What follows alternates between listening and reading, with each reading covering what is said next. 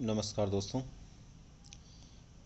Grade second में जो हिंदी का प्रश्न पत्र है, उस प्रश्न पत्र में मेथड से संबंधित जो प्रश्न पूछे गए वो अपने आप में क्या हैं और क्या उनके संभावित उत्तर हो सकते हैं। 132 नंबर का प्रश्न है मेरे पास जो पेपर उपलब्ध है, उसमें जो हमारे मेथड्स का पहला प्रश्न है, इकाई विधि के प्रवर्तक कौन है। तो एच.सी. मॉरिसन इकाई विधि के प्रवर्तक हैं। दोस्तों मैं बहुत ही स्पीडली एक बार आपको जवाब बता देता हूँ जिससे कि आपका समय खराब नहीं हो। तो इकाई विधि के प्रवर्तक हैं एच.सी. मॉरिसन। दूसरा प्रश्न इसमें पूछा गया दोस्तों, एक बालक जिसकी शिक्षा लब्धि 85 से कम है, उसके सीखने संबंधित कठिनाइयों का ज्ञान प्राप्त करने की क्रिया को जो है क्या कहा जाता है। तो उसकी जो कठिनाइयाँ, किसी भी बालक की अधिगम संबंधित कठिनाइयों का पता लगाने का जो तरीका होता है उसको हम बोलते हैं निदानात्मक परीक्षण। तो वो होगा यहाँ पर निदानात्मक परीक्षण। वैसे इसमें शिक्षण शब्द लिखा हुआ है लेकिन ये निदानात्मक परीक्षण होगा, ये ध्यान रखना आपको। शिक्षण इसमें मिसप्रिंट है। अगला है, मौखिक अभिव्यक्ति के मूल्यांकन हेतु कौन सी गतिविधि उपयुक्त नहीं है। मौखिक रूप से अभिव्यक्ति अगर हम बालक की देखना चाहते हैं तो इनमें से कौन सी गतिविधि सही नहीं है। तो देखो, वाद विवाद, परिचर्चा और उत्सवों के अवसर पर भाषण, ये तो मौखिक है लेकिन लेखन कार्य नहीं है। तो इसका मतलब इसमें क्या हो जाएगा, लेखन कार्य। अगला है, चित्र विस्तारक यंत्र है। चित्र विस्तारक यंत्र जो होता है वो किस प्रकार की सामग्री होता है। श्रव्य दृश्य होता है, श्रव्य होता है, चित्रात्मक होता है या फिर दृश्य होता है। तो ऐसी सामग्री को हम बोलते हैं दोस्तों दृश्य सामग्री। यानी दृश्य सामग्री होती है जो चित्र को बड़ा, जैसे एपिडास्कोप होता है वो क्या करता है, चीज़ों को बड़ी करके बता देता है। तो वो दृश्य सामग्री है। नेक्स्ट है, किसी शिक्षक की कक्षा में अध्यापनार्थ प्रवेश के बाद का पाठ कहलाता है। एक शिक्षक क्लास के अंदर जब पढ़ाने के लिए जाता है तो वहाँ पर जाने के बाद में सबसे पहले वो पढ़ाने की शुरुआत जब करता है तो वहाँ पर सबसे पहले नंबर पर अध्यापन कार्य जो शुरू करता है प्रवेश के बाद में, उस का पाठ को हम क्या कहते हैं, किस रूप में जानते हैं उसको।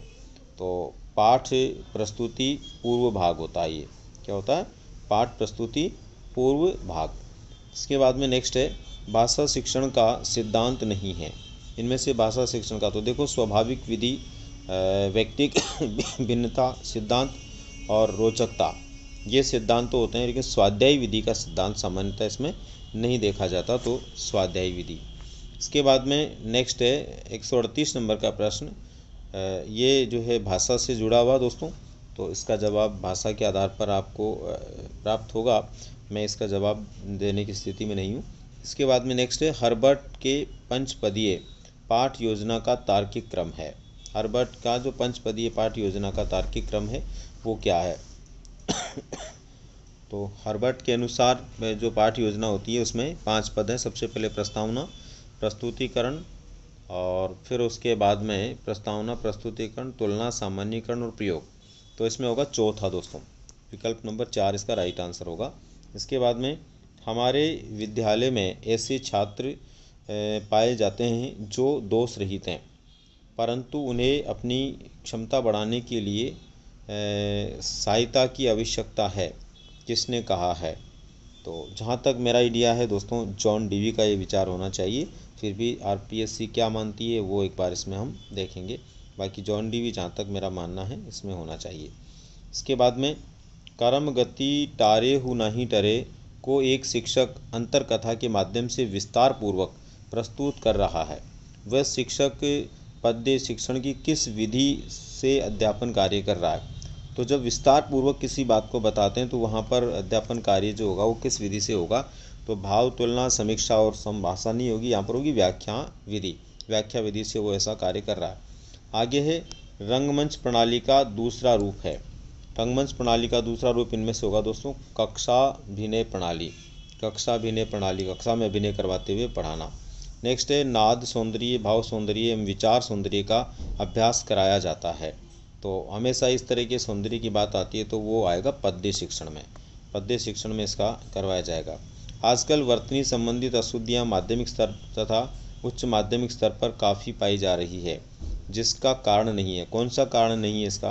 तो लेखन का प्रचुर अभ्यास, लिपि के उचित ज्ञान का अभाव, व्याकरण की अनभिज्ञता और उच्चारण की शुद्धता। तो दोस्तों 2, 3, 4 ये तो कारण है, इनकी वजह से होता है, लेकिन लेखन की प्रचुर अभ्यास अगर हम करवाएंगे तो फिर तो उच्चारण हमारा क्या हो जाएगा, सही हो जाएगा, वर्तनी सही हो जाएगी। इसका मतलब पहला इसमें कारण नहीं है, बाकी 3 कारण है, तो पहला इसका राइट आंसर हो जाएगा।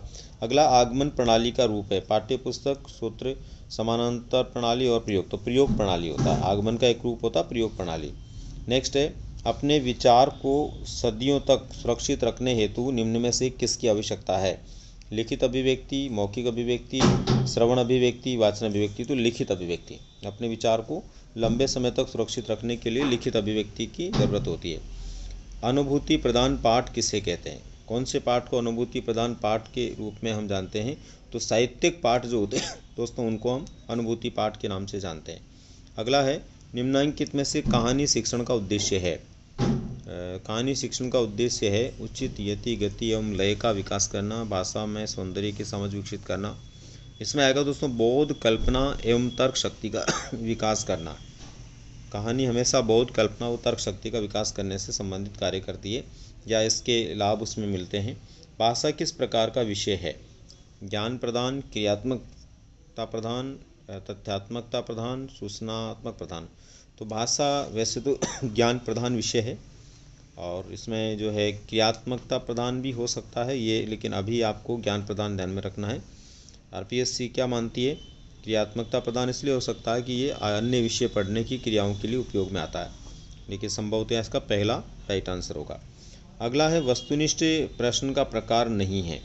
बहुविकल्पी, लघुत्तरात्मक, सत्य असत्य, युगलीकरण। तो यहाँ पर होगा दोस्तों लघुत्तरात्मक, जिसके अंदर उत्तर देने पड़ते हैं वो वस्तुनिष्ठ नहीं हो सकता, तो लघुत्तरात्मक होगा। इसके बाद में तो ये हमारा दोस्तों लास्ट प्रश्न था इसका।